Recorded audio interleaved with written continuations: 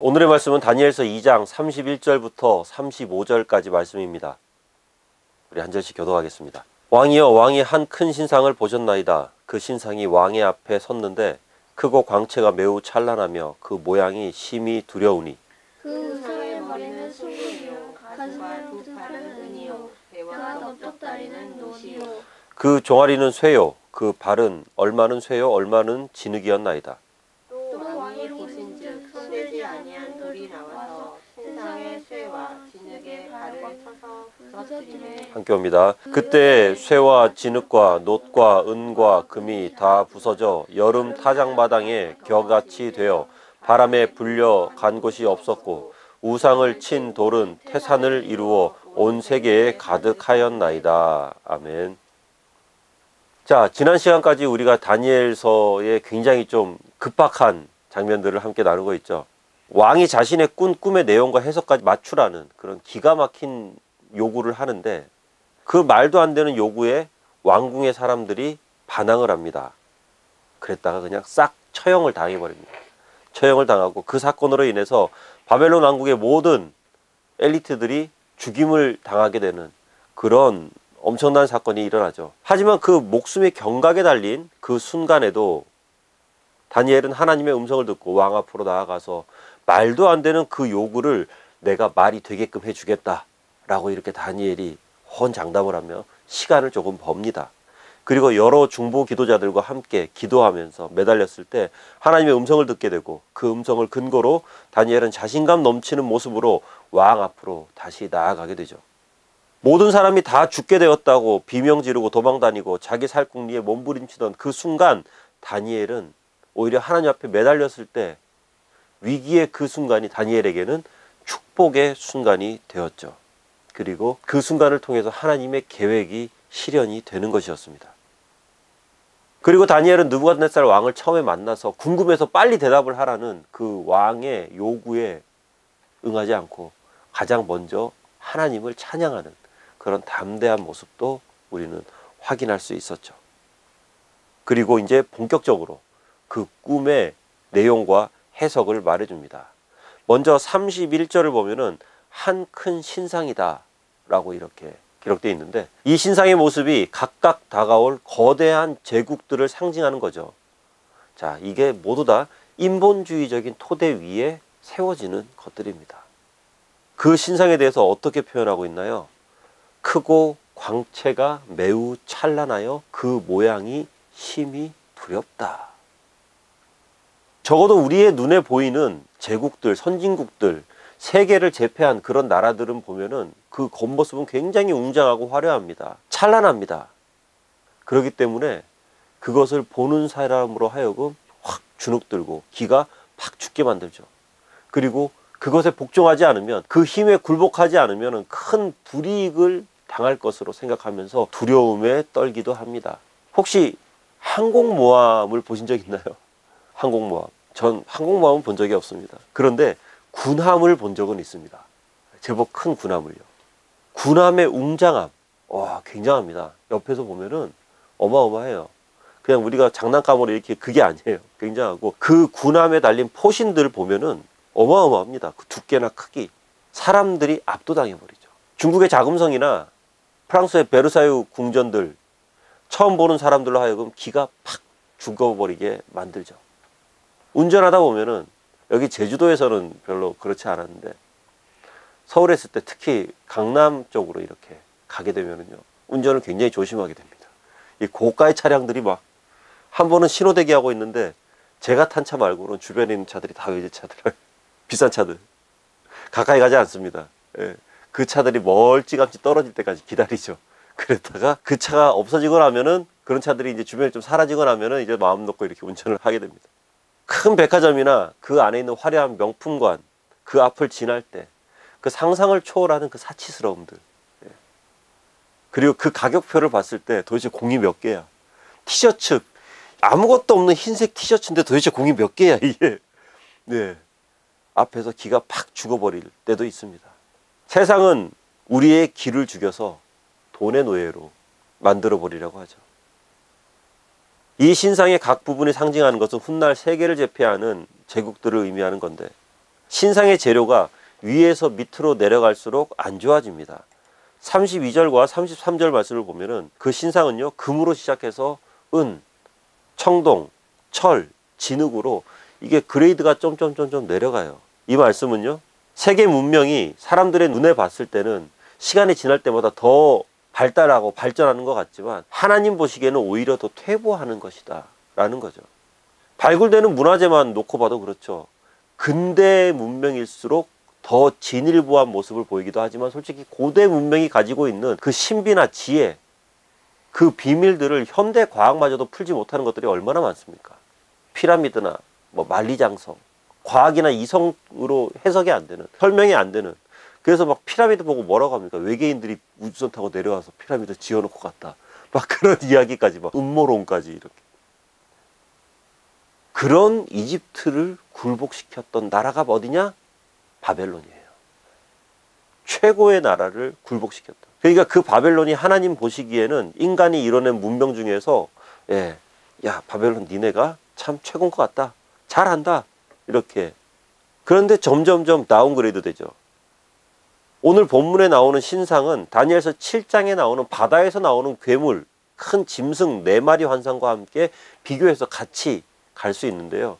다니엘서 7장 2절과 3절 말씀 우리 함께 읽어봅니다. 다니엘이 진술하여 이르되 내가 밤에 환상을 보았는데 하늘에 네 바람이 큰 바다로 몰려 불더니 큰 짐승 넷이 바다에서 나왔는데 그 모양이 각각 다르더라. 아멘. 여기서 바다는 세상을 말하는 거거든요. 거기에서 큰 짐승 넷이 나타났다라는 것은 거대한 제국이 일어났다는 것이죠. 그런데 하늘에서 바람이 바다에 들어가니까 짐승들이 나왔다. 바로 이 세상의 역사를 주관하시는 하나님의 능력이 있어야만이 비로소 인류는 움직일 수 있다는 것. 우리나라 뭐 신라, 고려, 조선 왕조들도 마찬가지죠. 하나님의 섭리와 역사 가운데 일어나고 망하고 흥하고 사라지는 것입니다. 본문 32절 말씀을 보면은 다니엘이 첫 번째로 본 신상의 머리는 금이었습니다. 이것은 다니엘이 지금 살고 있는 바벨론을 상징하는 것입니다. 뭐 이런 모습이었을 것 같다라는 것이죠. BC 612년부터 539년까지 최고로 번성했던 바벨론은 금 머리로 비유될 정도로 아주 뛰어난 문명을 가지고 있었습니다. 당시에는 최고의 곡창지대였던, 최고의 문명을 이뤄냈던 그 메소포타미아 문명이잖아요. 그리고 그 메소포타미아 문명이 가지고 있었던 비옥한 초승달 곡창지대라고 하는 그 강을 따라서, 유브라테스 강을 따라서 있었던 그 모두를 소유하고 있었고, 바벨론의 수도인 바벨로니아는 그곳의 중심에 있었습니다. 성의 둘레만 80km 정도였다고 하니까 엄청난 위용을 자랑했을 것이 분명하죠. 아프리카와 유럽과 아시아 전체를 아우를 정도로 큰 영토를 가지고 있었고, 당시 바벨론이 가지고 있던 경제력은 전 세계 경제력의 3분의 1을 바벨론이 쥐고 있었다고 말하고 있을 정도니까 그 부유함은요, 지금 그 세계 어떤 나라와도 비교할 수 없을 정도로 부유했었죠. 싸움만 잘하고 돈만 많냐? 그게 아닙니다. 바벨론을 대표하는 키워드는요, 교육입니다. 당시 바벨론의 정신 문명이 얼마나 발전했는가를 알 수 있는 것이 바로 그 자료가 남아있는데, 그게 뭐냐면 함무라비 법전이죠. 이 법전은 모세의 율법과 함께 종종 함께 비교되곤 해요. 왜냐하면 당시로서는 상상하기도 힘들 정도로 행정적, 사법적, 그리고 복지 같은 것까지도 안에 있었던 그 법전이 바로 함무라비 법전이기 때문입니다. 예를 들면 사회적 약자를 돕고 상처받고 피해 입은 사람을 국가가 배상해 준다. 이런 사회보장제도, 국가가 국민의 삶을 도와주면서 책임지는 그러한 것들을 처음으로 명시한 법이 1919년에 만든 독일의 헌법인데, 이미 함무라비 법전에 명시되고 실행되고 있었다는 것이죠. 물론 이처럼 뭐 선진화된 법이 있고 아무리 돈이 많고 아무리 강한 나라라 할지라도 하나님의 법으로 무장된 다니엘은 그 나라의 최정상에 서게 됩니다.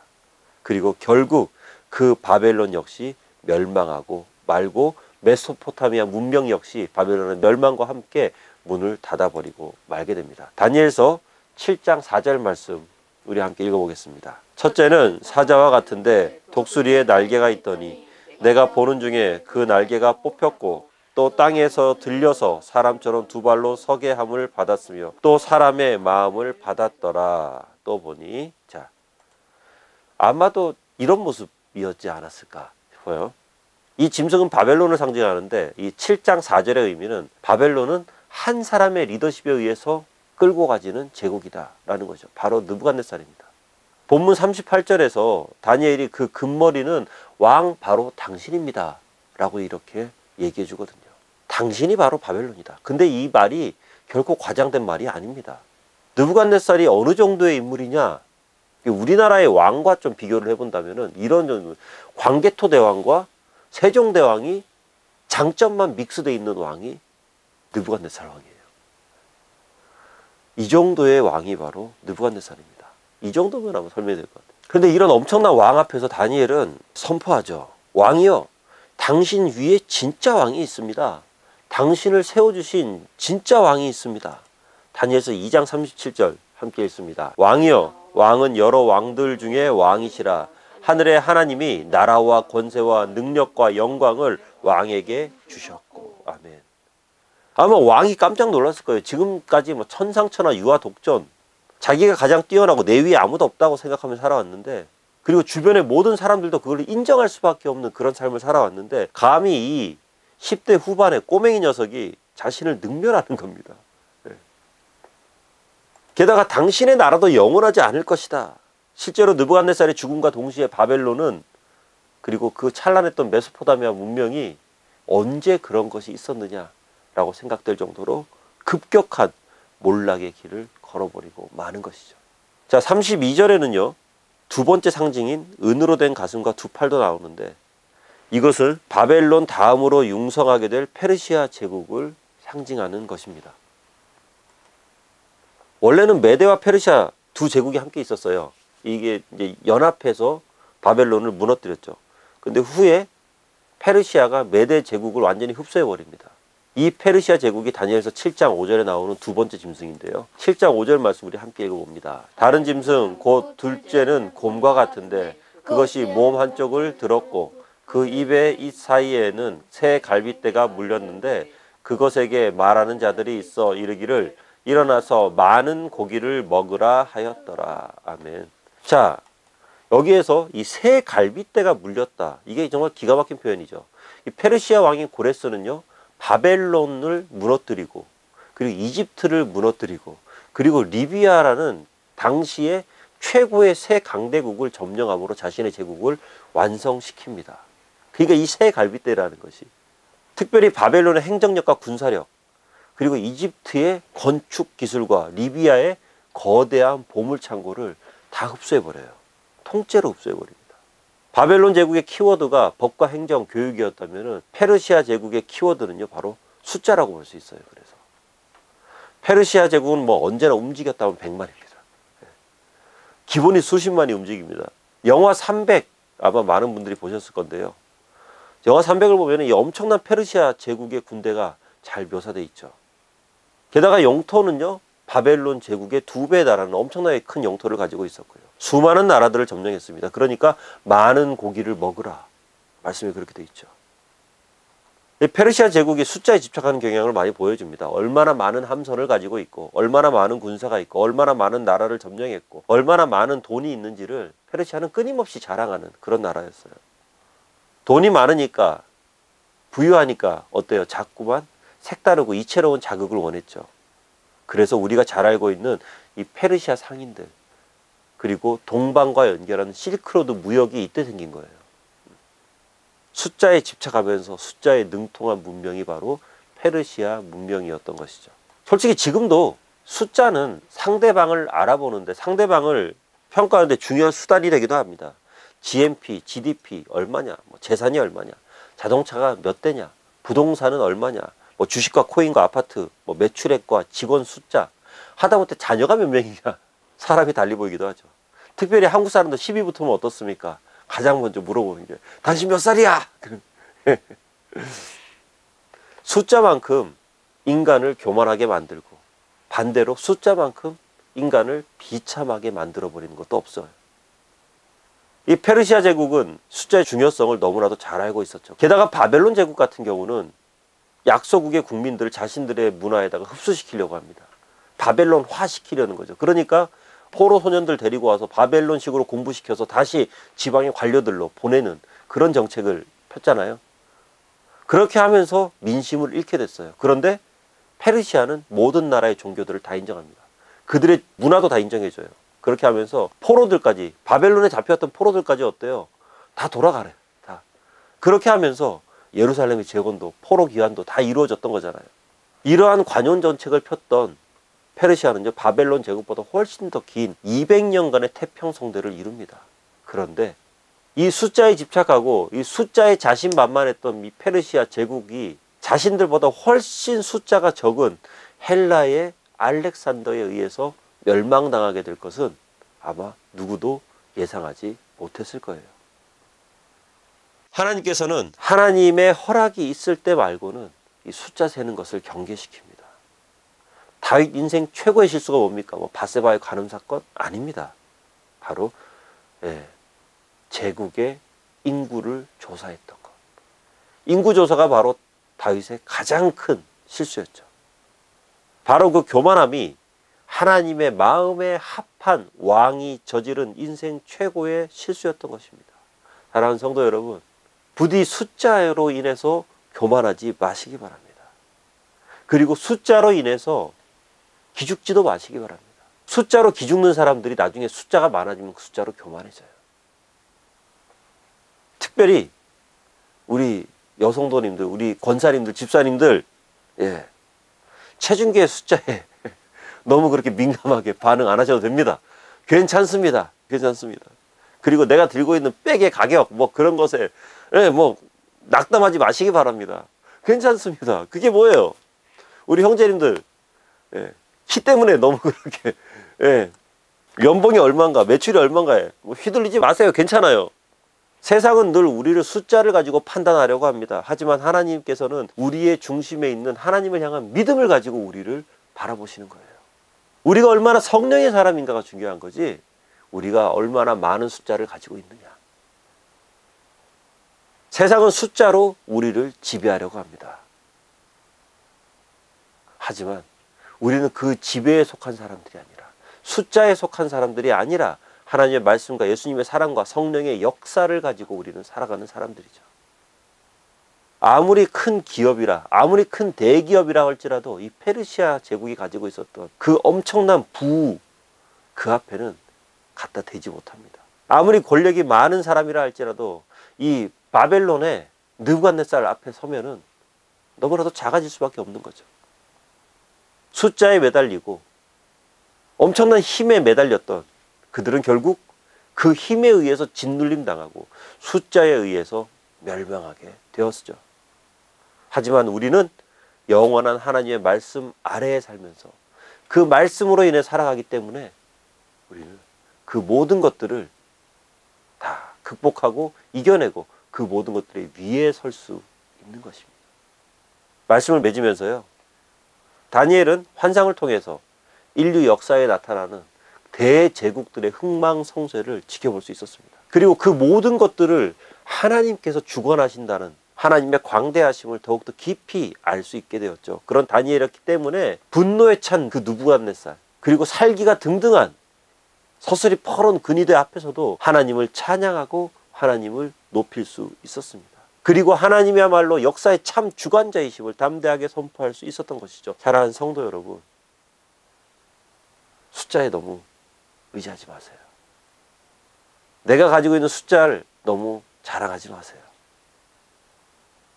하나님만 의지하시기를 축복합니다. 하나님을 참으로 의지하시기 바랍니다. 모든 세상 사람들이 돈과 권력과 그리고 건강과 즐거움을 최고의 가치로 여기고 그것을 위해서 내가 할 수 있는 최선의 것들을 행해내는 거죠.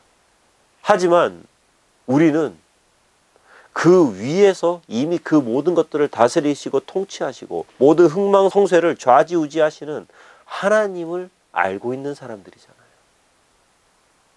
그렇기 때문에 세상 앞에서는 젠틀하고 부드러울지언정 세상에 지배받거나 세상을 따라가지 않는 것입니다. 이번 한 주간도 최고의 하나님과 동행하면서 예수님 전하시고 성령의 능력으로 힘있게 살아가시길 주님의 이름으로 축원합니다. 기도하겠습니다. 하나님, 아무리 큰, 그리고 아무리 많은, 아무리 센 힘과 돈과 명예를 가지고 있다 할지라도 그 모든 것들은 하나님의 주관 아래에 있음을 다시 한 번 더 믿음으로 선포합니다. 하나님, 우리 앞에 주어져 있는 숫자에 민감하지 않도록, 그 숫자에 기죽지 않도록, 그리고 그 숫자 때문에 일희일비하지 않도록, 우리의 기쁨과 즐거움 그리고 우리의 아쉬움은 오직 하나님의 말씀대로 살아가는 것에서부터 시작될 수 있도록, 그리고 그 말씀대로 살지 못함에 있어서 우리의 가슴을 치고 탄식할 수 있도록 주님, 그렇게 살아가기를 원합니다. 도와주십시오. 예수님 이름으로 기도합니다. 아멘.